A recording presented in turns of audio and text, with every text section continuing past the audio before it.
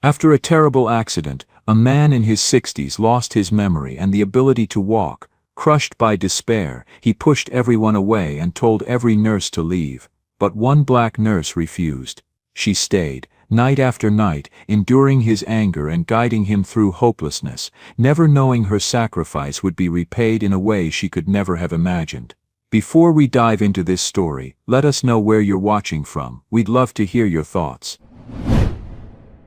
The emergency department at St. Augustine Memorial Hospital smelled of antiseptic and desperation at 3 in the morning. Naomi Carter pushed through the double doors, her worn sneakers squeaking against the polished floor as she hurried toward the nurse's station. She was already 20 minutes late for her shift, having waited 45 minutes for the bus that should have taken 15. At 29, Naomi carried herself with the controlled exhaustion of someone who had learned early that life demanded more strength than most people possessed. Her scrubs were clean but faded from countless washings, the fabric thin enough to show the outline of the cheap undershirt beneath. She'd bought these scrubs 2 years ago with overtime money, and they would have to last until she could afford new ones. "Carter, you're late," Sandra Morrison snapped from behind the desk. The night supervisor was a thin woman with steel gray hair and the kind of permanent scowl that came from 20 years of understaffed shifts. "Room 214 just came up from emergency. Motor vehicle accident, no ID, critical but stable. He's yours." She paused, lowering her voice with a warning look. "Fair warning, he's been difficult. Day shift couldn't handle him. Refuses meds, threw a food tray at Janet, and told Dr. Peterson to go to hell. 3 nurses have requested transfers away from his room. If you can't handle him either, we'll have to consider other options." The implication hung in the air. Other options meant the psychiatric hold ward, where difficult patients were sedated into compliance.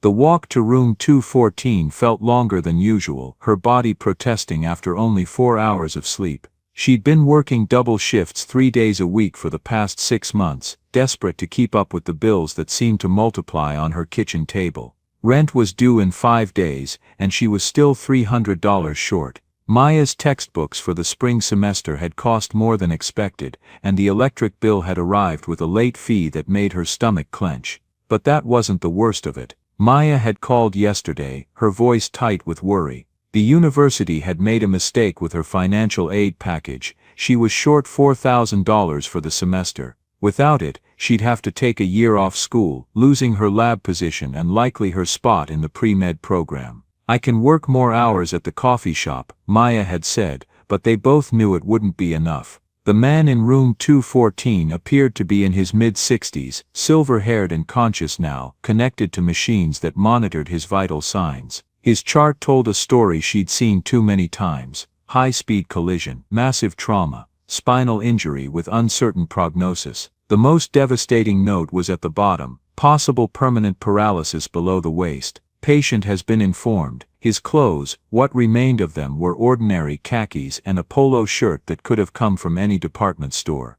The only identification was a battered leather wallet containing $23 and a driver's license so damaged that only the name Richard was still legible. As Naomi approached his bed, Richard's pale blue eyes fixed on her with undisguised hostility. "Another one," he said bitterly. "Let me guess, you're here to tell me about the power of positive thinking. Or maybe you want to show me some inspiring videos of wheelchair athletes." "I'm Naomi," she said calmly, checking his chart. "I'll be taking care of you tonight. How's your pain level?" "Pain?" Richard's laugh was harsh. "I can't feel anything below my waist, my brain feels like it's wrapped in cotton, and I can't remember my own last name. But sure, let's talk about pain management." Before Naomi could respond, Richard's arm swept across his bedside table, sending the water pitcher and plastic cup crashing to the floor. Water splashed across her shoes. "Oops," he said, not sounding sorry at all. "Better call housekeeping."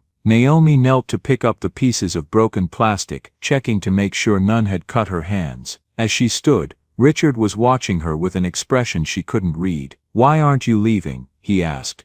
"Everyone else does." "Because someone needs to clean this up," she replied, matter-of-factly. "And because you're scared." Richard's eyes flashed with anger. "I'm not scared. I'm realistic. There's a difference." Over the next 3 days, Richard's reputation as the most difficult patient on the floor became legendary. He refused physical therapy, knocked medication cups out of nurses' hands, and had screaming matches with anyone who tried to encourage optimism about his condition. The day shift nurses had started drawing straws to see who would have to deal with him. But Naomi found herself staying later each evening, often missing the bus that would get her home at a reasonable hour. On Wednesday, she missed the last bus entirely and had to walk 3 miles in the rain, arriving home soaked and shivering at 2 a.m. "Naomi," Maya said when she called Thursday morning, worry evident in her voice, "you sound terrible. Are you getting any sleep?" "I'm fine," Naomi lied, looking at her reflection in the bathroom mirror. Dark circles under her eyes, skin pale with exhaustion. She'd lost weight she couldn't afford to lose. "The patient I told you about, he's challenging,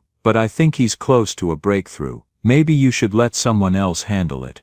Maya suggested gently. "You can't save everyone." But Naomi had made a promise to their mother 8 years ago, sitting beside another hospital bed. "Take care of people now. Don't ever leave someone alone when they're hurting most." That evening, she found Richard staring at the ceiling, his hands clenched into fists on the hospital blanket. When she knocked softly on the doorframe, he didn't acknowledge her presence. "Rough day?" she asked, settling into the chair beside his bed, despite his obvious desire to be left alone. "Every day is rough when you can't feel your legs," Richard said without looking at her. "Every day is rough when your brain feels like scrambled eggs." "Tell me about before the accident," Naomi suggested. "Sometimes talking about fragments helps the bigger pieces fall into place." "What's the point?" Richard's voice was flat. "Even if I remember who I was, it won't change what I am now." "And what are you now?" Richard finally turned to look at her, his eyes holding a pain that went deeper than physical injury. "Broken, useless, a burden that everyone has to pretend to care about, because it's their job."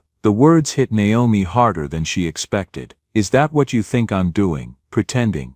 Aren't you?" Richard's voice was cruel now, deliberately hurtful. "You sit here night after night, missing your own life, because some supervisor told you to keep the difficult patient quiet. You think I don't see how tired you are, how much this is costing you." He leaned forward slightly, his voice dropping to barely above a whisper. "You want to know what I remember? I remember the sound of metal twisting. I remember thinking, just before everything went black, that maybe it would be better if I didn't wake up. And you know what, maybe I was right." Naomi felt tears prick her eyes, but kept her voice steady. "You don't mean that, don't I?" Richard's laugh was bitter. "Look at me. Look at what caring for me is doing to you. You're killing yourself for someone who's already dead inside." That night, Naomi sat in her car in the hospital parking lot and cried for 20 minutes. Her hands shook as she tried to count the money in her wallet, not enough for Maya's tuition gap, barely enough for next week's groceries. Her body ached from exhaustion, and Richard's words echoed in her mind. Maybe he was right, maybe she was killing herself for nothing. When she finally drove home, she found Maya waiting up despite the late hour. "The university called," Maya said quietly. "They need an answer about the tuition by Friday, or I lose my spot." Naomi closed her eyes, feeling the weight of every promise she'd ever made. To their mother, to Maya, to herself. "I'll figure something out, Naomi." Maya's voice was gentle but firm. "You can't keep doing this. You're working yourself to death for everyone except yourself. When was the last time you ate a real meal? When was the last time you slept 8 hours? "I'm fine," Naomi said automatically. "No, you're not." Maya sat down beside her sister on the worn couch. "And I'm scared that one of these days, you're going to collapse from trying to save everyone else." On Friday morning, Sandra Morrison called Naomi into her office. The supervisor's expression was grimmer than usual. "Carter, we need to talk about your performance lately." Naomi felt ice in her stomach. "What about it?" "You've been spending excessive time with the patient in 214. You've missed 2 mandatory staff meetings. You've been late to your other assignments, and yesterday Dr. Chen found you in that room at midnight, off the clock. He needed professional medical care, not a personal cheerleader," Sandra interrupted. "I've received complaints that you're showing favoritism, neglecting other patients, and violating protocol by providing unauthorized therapy sessions." Sandra opened a file on her desk. "I'm issuing a formal written warning. Any more infractions related to over-involvement with patients, and you'll be terminated. Are we clear? Yes, ma'am. Good. Now Dr. Peterson wants to transfer the patient in 214 to the psychiatric unit. He's been violent, non-compliant, and is disrupting the entire ward. Unless his behavior changes dramatically by Monday, he'll be moved to psychiatric hold with chemical restraints. That afternoon, Naomi had an interview scheduled for a nursing position at Children's Hospital, better hours, better pay, a chance to finally get ahead financially. She'd been preparing for weeks, had bought a new blouse with money she couldn't spare. Instead she called in sick, and spent her afternoon at St. Augustine Memorial, sitting beside Richard's bed while he slept fitfully, his face creased with pain even in unconsciousness. When he woke that evening, his eyes found hers immediately. "You're here again," he said, but the hostility was gone. Instead he sounded tired, defeated. "They want to transfer you to psychiatric hold," Naomi said without preamble. "Chemical restraints, isolation, no visitors." Richard was quiet for a long moment. "Maybe that's what I deserve, is it?" Naomi leaned forward in her chair. "Is that what you remember wanting, to be drugged into submission in a locked room?" "I don't remember wanting anything," Richard said. "That's the problem." "Then let me tell you what I remember wanting," Naomi said, her voice steady despite the exhaustion that made her bones ache. "I remember wanting to be a teacher when I was young. I remember wanting to travel, to see the ocean, to fall in love and have a family of my own." She paused, gathering her courage. "I remember wanting all those things, and giving them up one by one to take care of other people. My mother first, then my sister, then patients like you who need someone to believe they're worth saving." Richard's eyes were fixed on her face now, something shifting behind them. "I missed a job interview today," Naomi continued. "A good job, one that could have changed everything for me. I missed it because I was sitting here, watching you sleep, wondering if maybe this time when you woke up, you'd be ready to try." "Why?" Richard's voice was barely audible. "Why would you do that?" "Because 8 years ago my mother made me promise something," Naomi said. "She made me promise never to leave someone alone when they're hurting most. And right now, you're hurting more than anyone I've ever met." She reached into her purse and pulled out a small notebook, her own journal, pages filled with her handwriting. "Want to know what else I remember? I remember writing this after my first night shift here." She opened the notebook and read aloud. "Met a patient today who's lost everything. His mobility, his memory, his hope. He's angry and difficult and mean to everyone who tries to help. But underneath all that anger, he's terrified. And I think maybe the reason he pushes everyone away is because he's never had someone who wouldn't leave, no matter how hard he pushed." Richard's eyes filled with tears. "You wrote that about me." "I wrote that about the man I saw underneath all the pain," Naomi said. "The man who's still in there, fighting to survive." She closed the notebook and looked directly at him. "But I can't keep fighting for both of us. I've given up my job prospects, my health, my sister's tuition money, all because I believe that man is worth saving.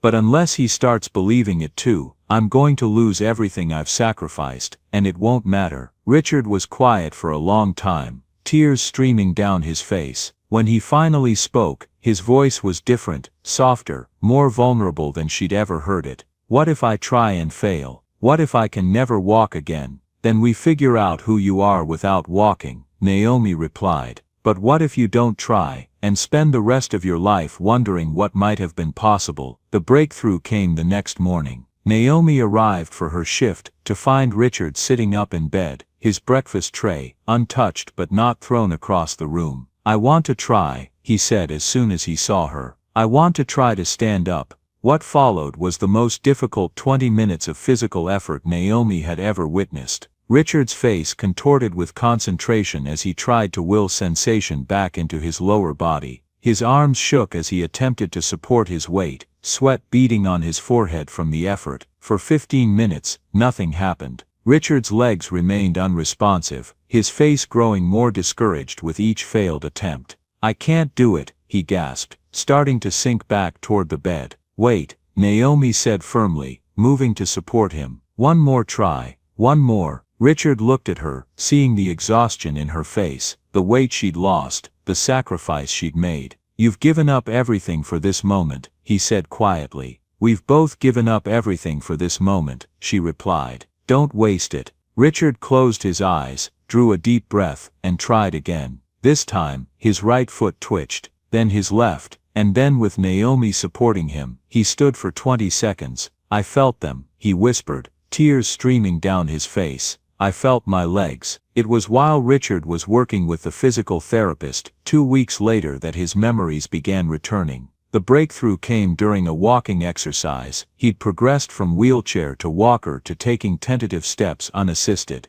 Montgomery, he said suddenly, gripping the parallel bars with white knuckles. My name is Richard Montgomery. The name brought with it a flood of memories, board meetings and construction sites, luxury cars and expensive restaurants, a lifestyle that suddenly felt foreign and uncomfortable. That evening, when Naomi stopped by after her shift, she found Richard staring out the window with an expression she couldn't read. I remember who I am, he said without turning around. And I'm not sure you're going to like it. Tell me, Naomi said, settling into the familiar chair beside his bed. Richard was quiet for a long moment. I'm wealthy, very wealthy, construction, real estate, investments. I could have funded your sister's entire education with what I spend on lunch meetings. The admission hit Naomi like a physical blow. How wealthy? Wealthy enough that you would never have needed to miss that job interview, Richard said, finally turning to meet her eyes. Wealthy enough that I should have told you weeks ago, but I was afraid you'd treat me differently. Naomi felt the room spin slightly. All those nights she'd stayed late, all the sacrifices she'd made, while he had the resources to solve her problems with a phone call. Why didn't you tell me? She asked, her voice carefully controlled.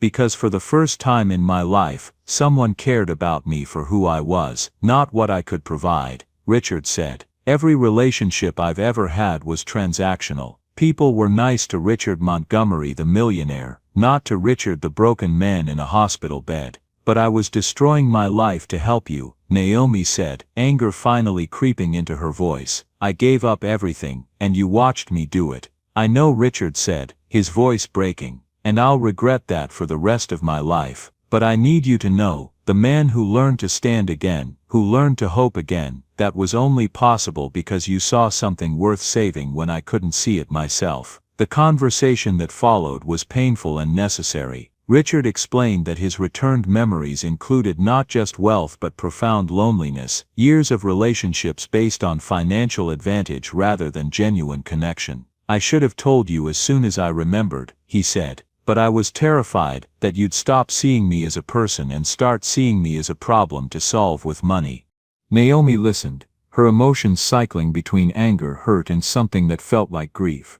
I need time, she said finally. Time to figure out what this all means. The next morning brought Maya to the hospital, her face worried as she searched for room 214. When she finally found it, she discovered Richard working through physical therapy exercises in the hallway, using parallel bars to support increasingly confident steps. You must be Maya, Richard said, recognizing her immediately from Naomi's descriptions. And you're the patient my sister is killing herself for.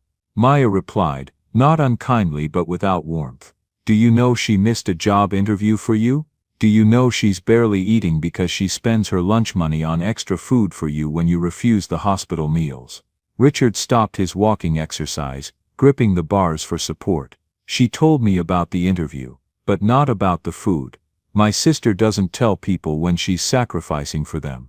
Maya said, she just does it. She's been doing it her whole life. Maya's voice grew stronger. She gave up college to take care of our dying mother. She gave up dating, traveling, having her own dreams, to make sure I could have mine. And now she's giving up her health and her future for a stranger who, Maya paused, studying Richard's face, who means more to her than she's willing to admit.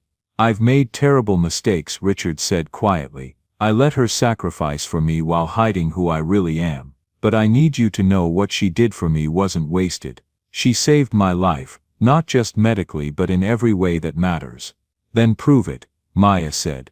Don't let her sacrifices be for nothing.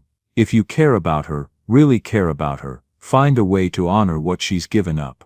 That evening, Naomi returned to find an envelope on Richard's bedside table with her name written in his careful handwriting. Inside was a check made out to Maya's university for the full amount of her tuition gap, along with a note. "This isn't payment for what you've done. What you've given can't be repaid. This is my attempt to honor your sacrifice by ensuring it achieves what you hoped for. Maya deserves her dream, and you deserve to see her achieve it." Richard below that, in smaller text, "There are no strings attached to this gift. Whether you ever speak to me again or not, Maya's education is secure."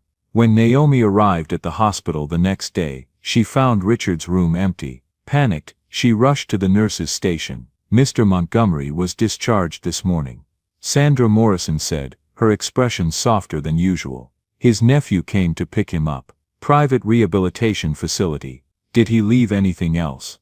Naomi asked. Sandra handed her a second envelope, this one thicker than the first. Inside were several documents. First, a letter of recommendation for the children's hospital position, written on letterhead from Montgomery Construction and signed by Richard as CEO. Second, documentation showing that Maya had been awarded a full merit scholarship for medical school, funded by the newly established Carter Family Education Fund. The accompanying letter was longer. "Naomi, by the time you read this I'll be gone. I couldn't face saying goodbye, knowing how much I've hurt you by hiding the truth. But I needed you to know that everything you've given, your time, your energy, your hope, your belief in me, was the most valuable gift I've ever received. You taught me that healing isn't about returning to who you were, it's about discovering who you can become. You showed me that accepting help isn't weakness, and that sometimes the bravest thing you can do is let someone else believe in you until you can believe in yourself. The scholarship fund isn't charity, it's recognition. Maya is brilliant and deserves every opportunity, but more than that, she's been raised by someone who understands that caring for others is both a calling and a choice. The medical world needs more doctors like she'll become. I know you're angry with me, and you have every right to be. I watched you sacrifice without telling you I could help, and that was selfish and wrong. But I need you to know that what you did, refusing to let me give up on myself, changed everything. I'm donating the majority of my wealth to establish rehabilitation centers that focus not just on physical recovery, but on helping people rebuild their sense of worth. Every person who benefits from these programs will have you to thank, because you showed me what true healing looks like.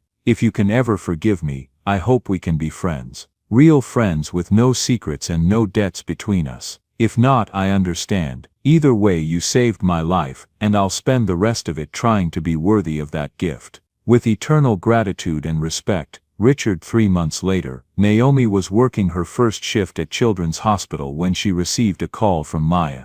I got in, Maya said, her voice bright with joy.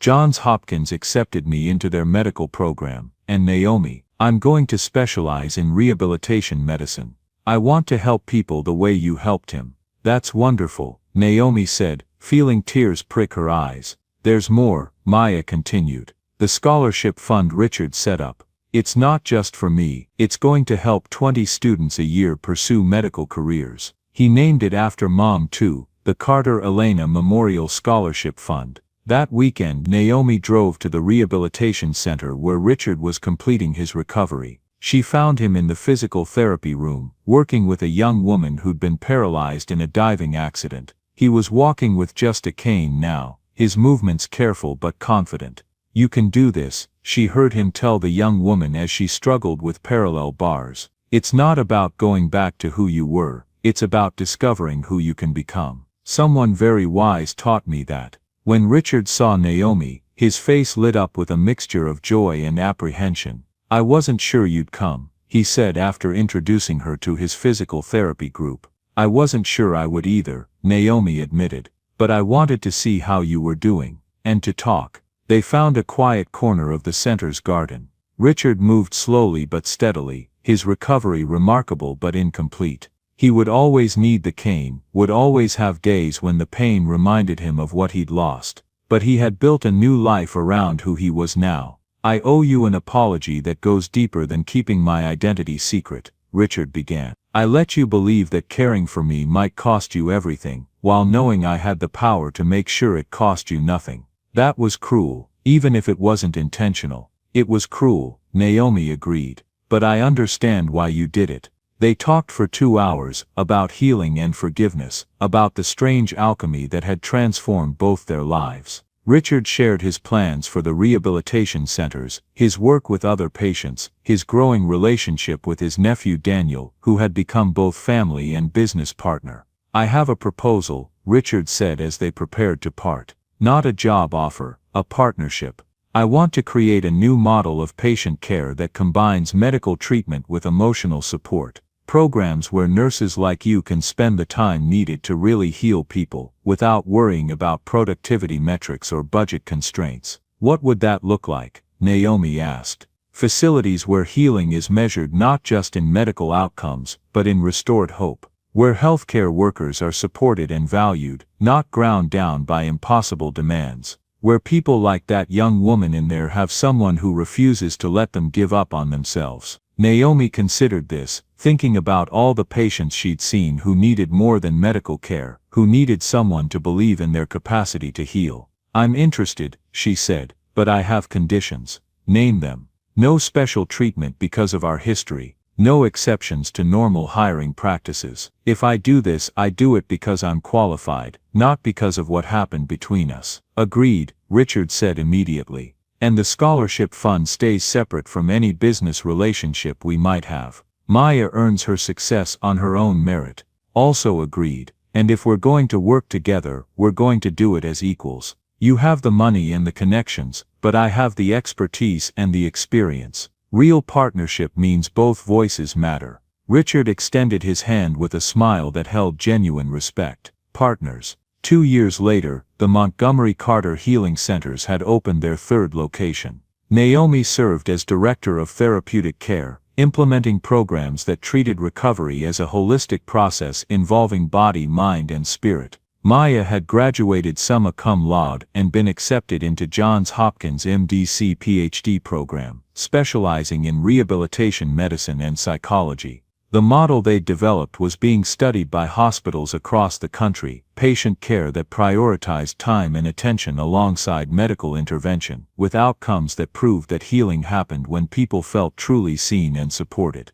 One evening, as Naomi finished her rounds at the original center, she found Richard in the garden, where they'd had their first honest conversation. He was reading to a group of recent spinal injury patients, sharing his own story of recovery and the nurse who'd refused to let him quit. The most important thing I learned, he was telling them, is that healing requires both the willingness to help and the courage to accept help. Sometimes the people who save us aren't the ones with medical degrees, they're the ones who see who we can become when we can't see it ourselves. After the group dispersed, Richard and Naomi sat together in comfortable silence, watching the sunset paint the sky in shades of gold and pink. Do you ever regret it? Richard asked. Everything you gave up to help a difficult stranger. Naomi considered this, thinking about the path that had brought them here. I regret that you felt you couldn't trust me with the truth earlier. I regret the pain we both went through because of that.